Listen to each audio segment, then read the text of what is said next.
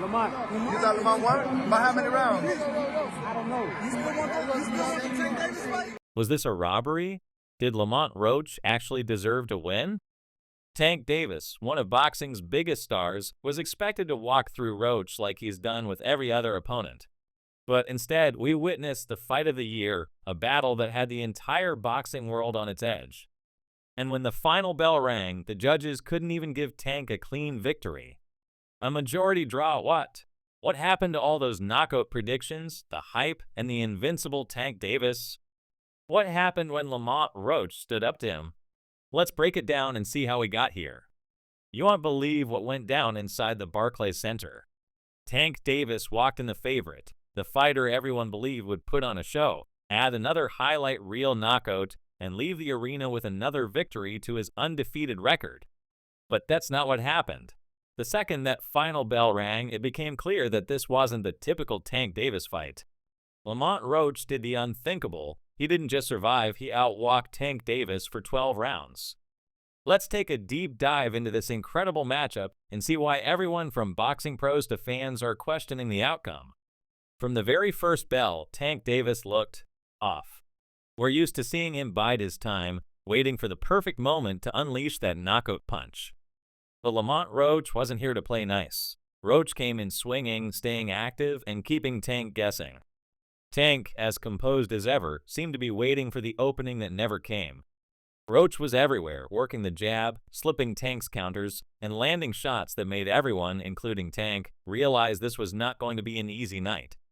It wasn't just that Tank couldn't land his shots. Roach was controlling the pace of the fight. There's a rhythm to Tank's game that usually sees him take his time, read his opponent, and then explode when the moment is right. But Roach didn't give him that opportunity. He was constantly moving, keeping his hands busy, and forcing Tank into an uncomfortable rhythm.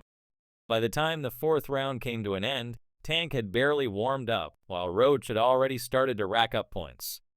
The momentum was clearly on Roach's side, and for the first time in Tank's career, it felt like his opponent wasn't just a stepping stone. Then came rounds 5 to 8, where everyone thought, okay, this is where Tank shows why he's one of the best in the world. We've seen him do this before, staying patient, looking for his opening, and then taking control. But that wasn't what happened. Roach kept coming forward. He kept pushing the action. Tank had his moments, sure, but they were few and far between. Tank couldn't break through Roach's defense. The frustration was palpable, and you could see it in Tank's eyes as Roach kept pressuring him, forcing him to fight at a pace Tank didn't want to go. Roach wasn't backing down. He wasn't afraid of Tank's power, and he wasn't afraid to exchange blows. It was starting to become clear that Tank wasn't going to bully Roach the way he had done to so many others. The turning point came in round 9, and if you were watching, you know this moment is going to be talked about for years to come. Roach landed a huge shot that had Tank stumbling for the first time in the fight. And then Tank did something that shocked everyone. He took a knee. Tank Davis, the fighter known for his explosive power and invincible aura, dropped to the canvas and rushed to his corner. What? Was he hurt? What happened? Was this a slip, or was it something more? To make things even stranger, the ref didn't count it as a knockdown. If any other fighter had taken a knee in the middle of a round like that, it's an automatic 10-8 round for the opponent. But this wasn't any other fighter. This was Tank Davis, and somehow the ref let it slide. And while Tank later claimed it was because of hair grease in his eyes, the fact remains he went down. It was a moment that left the crowd in shock and sparked serious controversy. Tank later admitted that he wasn't at his best. It was a moment of vulnerability for the champ, one that we don't see often. But for all his talk about how he still believed he did enough to win, the truth was, Roach was the one doing the most damage. Tank's usual game of waiting for the perfect shot wasn't working. Roach's composure was incredible. Even after Tank tried to turn it up in the later rounds, Roach stayed smart, stayed focused, and never folded under pressure. It wasn't just that Tank wasn't having his way with Roach. It was that Roach was forcing Tank to fight a completely different fight. And yet, as the final bell rang, the judges couldn't make a call. A majority draw? That was the decision. Tank Davis, who had been outwalked for most of the fight, got a draw instead of a loss. Fans, media, and boxing pros alike couldn't believe what they were hearing. Roach had outlanded Tank. He had controlled the pace of the fight. and he had forced Tank into a position where he was not in control. How could the judges give Tank a draw after everything we had just seen? This wasn't just a close fight. This was a fight that many believe Roach won. Even the pros were shaking their heads. Guys like Shocker Stevenson and Terrence Crawford, who are no strangers to the boxing scene, couldn't believe it.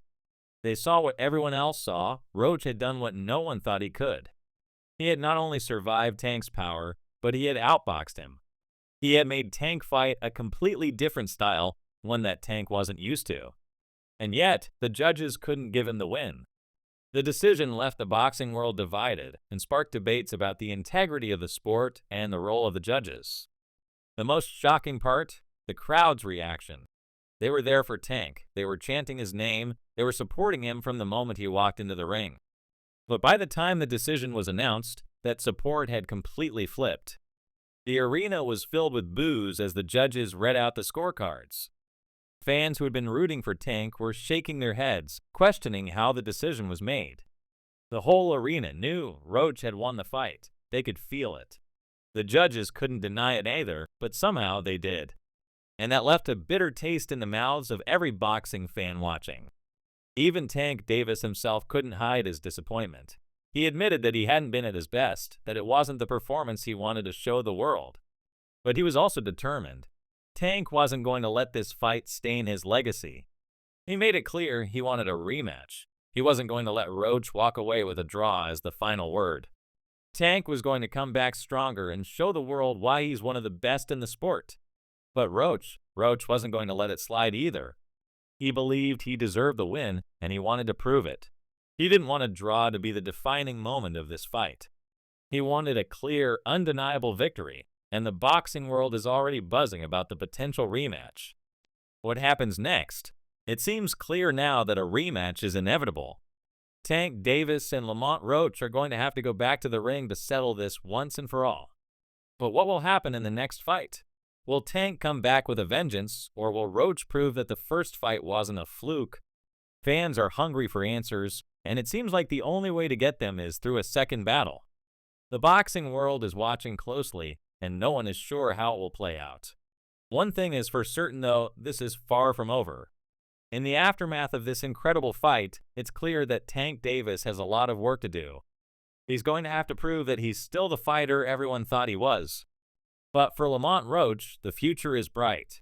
He earned respect from fans and boxing pros alike, and he now has the opportunity to prove that he belongs at the top of the lightweight division. Whether the rematch happens soon or later, one thing is for sure, the story isn't finished. This fight was just the beginning of what could be a long and intense rivalry in the world of boxing. So what do you think? Was this a robbery? Did Roach deserve the win? And who takes the W in the rematch? Let me know in the comments below. Don't forget to like, subscribe, and turn on notifications so you never miss a breakdown like this. See you in the next one.